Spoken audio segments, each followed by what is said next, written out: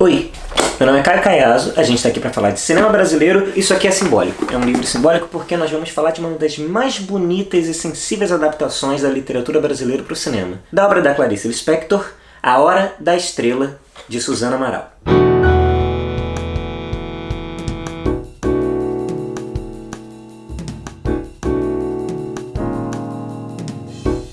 Vou começar com uma informação que não é surpresa para ninguém. Clarice Lispector é uma das grandes e mais ecoantes vozes da nossa literatura. Mas a obra da Lispector, tão influente, poucas vezes foi adaptada para o cinema. Olha que curioso. Quando ela lançou A Hora da Estrela, desde sempre foi destacada a dificuldade formal do livro. Mesmo que foque na figura da Macabeia, que é uma nordestina que vai tentar a vida na cidade grande, o texto alterna entre primeira pessoa, terceira pessoa. É realmente uma quebra em qualquer expectativa possível. É um livro que muitas pessoas considerariam infilmável. Pulamos para 84, quando a Suzana Amaral, já com 53 anos, ousou o desafio de adaptar Clarice Lispector, não qualquer obra dela, A Hora da Estrela.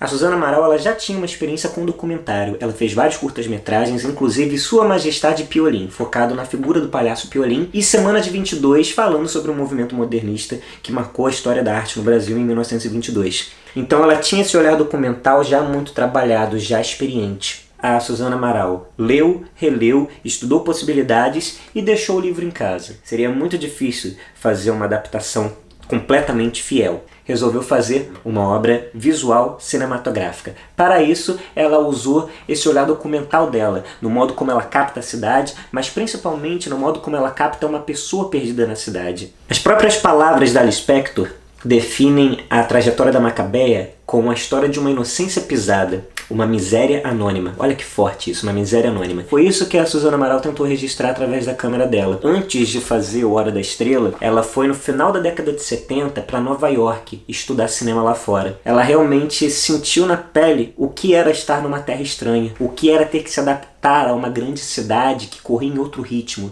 que tinha outros costumes, outra língua, outro modo de se comunicar. Essa dificuldade de se sentir presente, parte de um todo. E essa experiência intensa que ela teve fora de sua cultura, em outra realidade, foi fundamental para ela decidir como é que ela ia filmar A Hora da Estrela. E principalmente a invisibilidade da personagem. Ela tá invisível no ambiente de trabalho, nas ruas, no metrô. Por todo lugar que ela caminha, é como se ela fosse quase um fantasma. Ei, mocinha, passando bem na frente da minha câmera. Parece que é cega. É cega. O filme é de 85, mas quantas pessoas, quantas macabeias existem hoje pelas ruas da cidade? É só a gente voltar a andar na rua quando for possível e a gente cruza com macabeias todos os dias, a todo momento. É basicamente impossível a gente falar qualquer coisa da Hora da Estrela sem aplaudir, sem celebrar, sem festejar a presença da estrela Marcélia Cartacho, uma atriz de Pernambuco que foi descoberta pela Suzana Amaral, simplesmente uma das maiores atuações da história do cinema brasileiro, sem nenhum tipo de exagero. A postura corporal, o visual, a roupa, o modo de andar, o modo de falar, o modo de olhar e de ser olhada. A Marcélia Cartacho encarna toda a essência da ideia da Clarice Lispector, consegue compor uma figura autêntica, que tem ecos de Chaplin, tem ecos de Fellini, mas ao mesmo tempo ela é muito autêntica do Brasil, ela é uma figura brasileira. Ontem eu conheci um moço, ele é lá da Paraíba, ele é metalúrgico. Como é o nome dele? Não sei, não falou? Você não perguntou o nome dele? Mas você é tonta, hein? O filme, A Hora da Estrela, ganhou vários prêmios no Brasil, ganhou todos os prêmios no Festival de Brasília, filme, direção, atriz, mas pouca gente sabe que Marcélia Cartacho, atriz nossa do Brasil, ganhou o Urso de Prata no Festival Internacional de Berlim. Isso é muita coisa, isso é um prêmio internacional completamente merecido, porque é uma atuação arrebatadora que ultrapassa qualquer barreira de língua, de cultura. Sabe o que eu queria ser? Eu queria ser artista de cinema. Você não se enxerga não, é? Você não tem corpo, não tem cara, não tem nada pra ser artista de cinema, menina.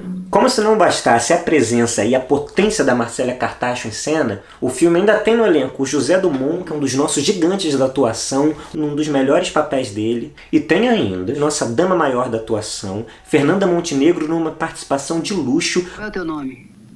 Macabeia. Que nome lindo! A senhora acha? E é um prazer ver esse embate cênico de duas gerações muito distintas, Marcélia Cartacho e Fernanda Montenegro, arrasando em plena sintonia. Calma. Calma, calma, calma. São muitos os motivos para ver Hora da Estrela, mas principalmente para descobrir essas duas figuras femininas tão fortes para o nosso cinema. Suzana Amaral, uma diretora paulista que fez o primeiro longa-metragem com 53 anos e não é um filme qualquer, é uma obra-prima. E ela fez mais 2 filmes. Em 2001 ela fez Uma Vida em Segredo, em 2009 ela fez O Hotel Atlântico. Foi mãe de 9 filhos e uma estudiosa incansável do cinema. Até sua morte em 2020, ela preparava uma nova adaptação literária para as telas. O livro O Caso Morel, de Rubem Fonseca, que infelizmente não conseguiu concretizar a tempo. E a figura da Marcélia Cartacho, que é uma atriz genuinamente, autenticamente brasileira, premiada, valorizada no mundo inteiro e que tem que ser valorizada por nós também, cá entre nós, né? A Marcélia Cartacho ainda participou de grandes clássicos modernos do cinema brasileiro, como Madame Satã, Big Jato e o recente Pacarrete, que lhe deu o prêmio de melhor atriz no Festival de Gramado.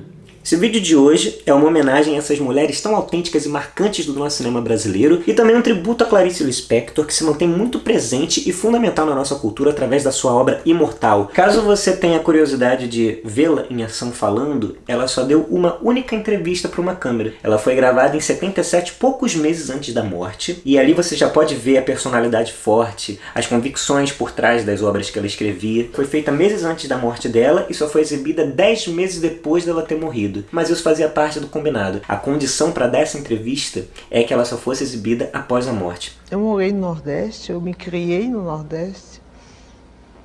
E depois, no Rio de Janeiro, tem uma feira dos nordestinos, no Campo Santo Cristóvão. Uma vez eu fui lá e peguei o ar meio perdido do nordestino no Rio de Janeiro. Leiam Clarice Lispector, descubram essa mulher e adaptem mais para o cinema. Podem vir novos filmes incríveis como é A Hora da Estrela. Se arrepiem com a Macabeia da Marcélia Cartacho e tenham certeza, gente, que o nosso cinema brasileiro é muita coisa.